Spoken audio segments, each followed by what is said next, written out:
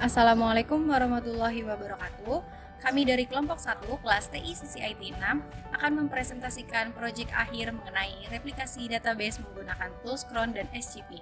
Sebelumnya kami akan memperkenalkan anggota kelompok kami. Yang pertama Abdul Rojak, yang kedua Milenia Saharani, yang ketiga Muhammad Tifa Rivaldi, yang keempat Rehan Denanto, dan yang kelima Sakinah Zahra.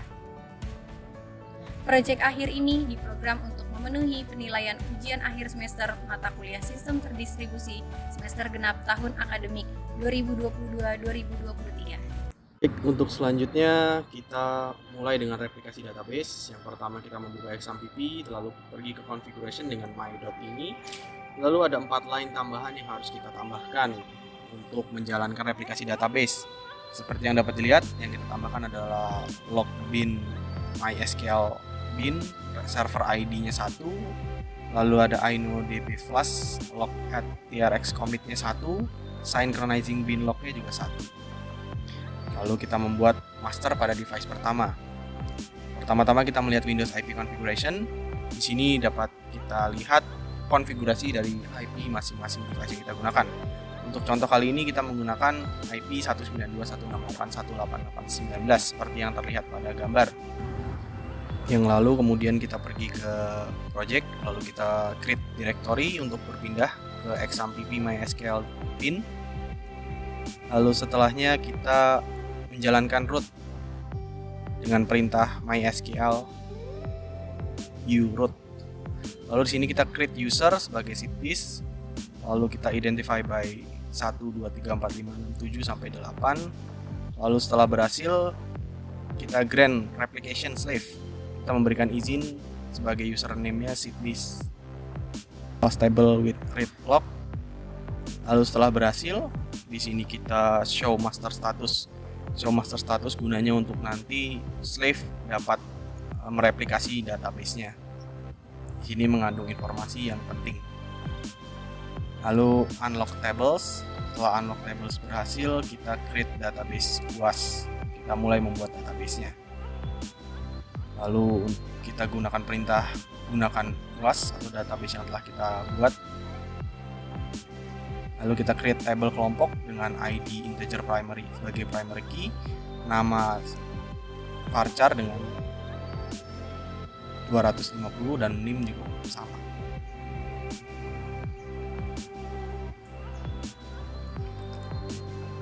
Lalu setelahnya kita insert into kelompok dengan ID, nama, dan NIM. Value-nya seperti yang tertera pada data berikut. Pertama ada Rehan Denanto dan yang kedua ada Muhammad Tifa Rivaldi dengan NIM yang tertera. Lalu setelahnya kita bisa melihat langsung show tables yang tersedia seperti yang tadi kita buat kelompok. Lalu kita lihat select from kelompok kita untuk melihat database-nya. Di sini datanya yang tersedia yang telah kita inputkan tadi ada Rehan Denanto dan Muhammad Tifa Rivaldi beserta dengan NIM yang ada.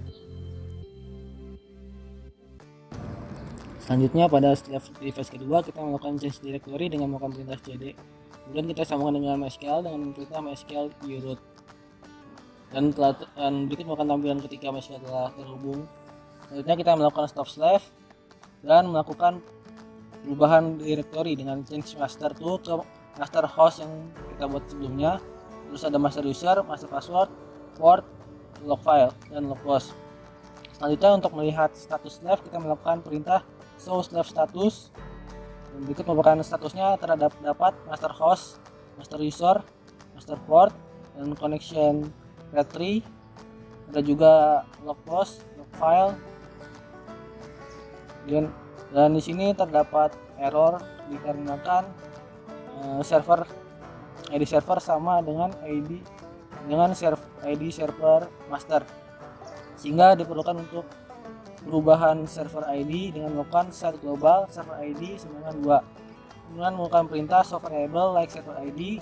Di sini telah berubah menjadi server ID sama dengan 2. Kemudian kita stop slash kembali dan melakukan perintah change master kembali ke master host yang sebagai berikut IP-nya. Kemudian ada master user, master password, master port, master log file yang bersama dengan bin yang telah dibuat di master sebelumnya, ada master log post, master connection directory. Dan ketika kita melakukan show slave status, di sini yang sebelumnya error sekarang sudah tidak error.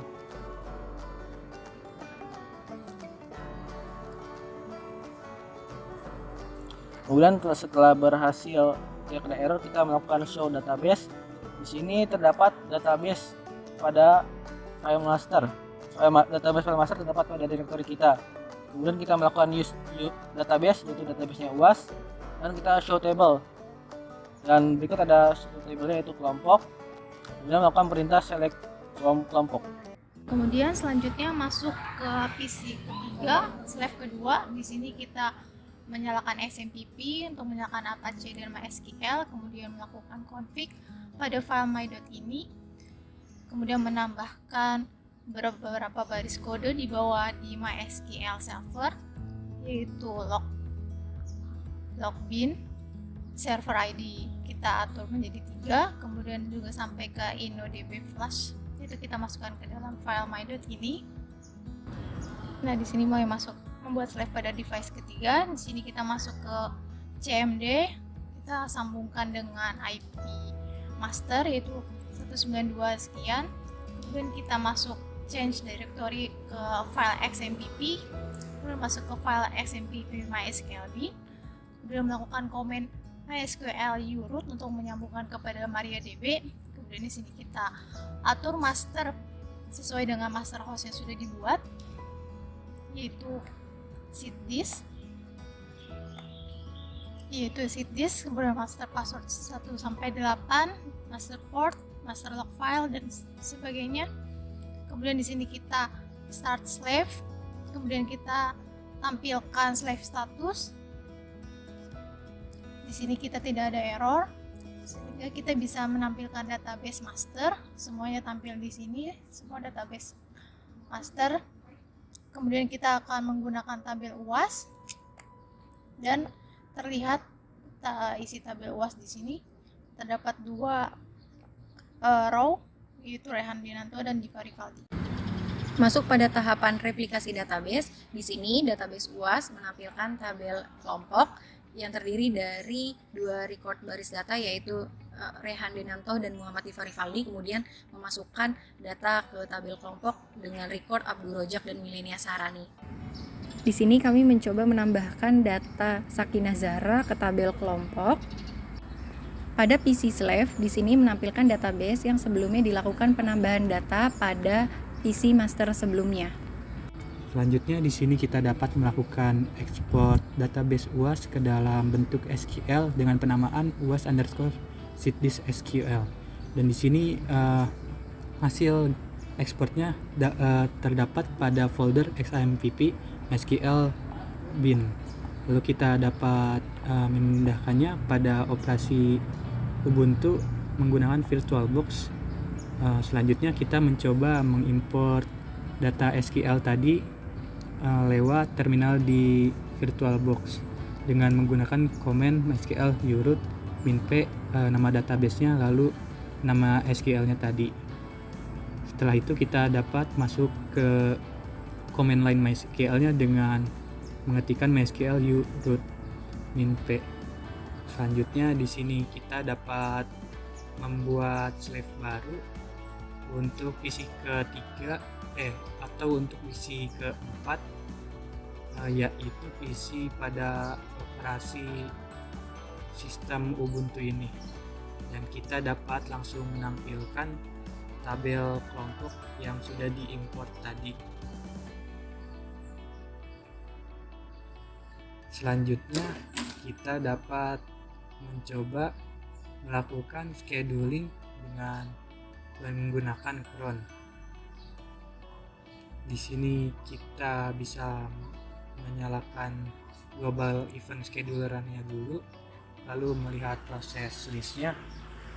Setelah itu kita dapat membuat event dengan mengetikkan with event if not exist, nama eventnya yaitu test scheduler, lalu on schedule at current timestamp untuk menggunakan waktu saat ini, lalu do untuk melakukan selanjutnya yaitu update kelompok set data pure date where ID sama dengan 1 untuk menambahkan data pada atribut date.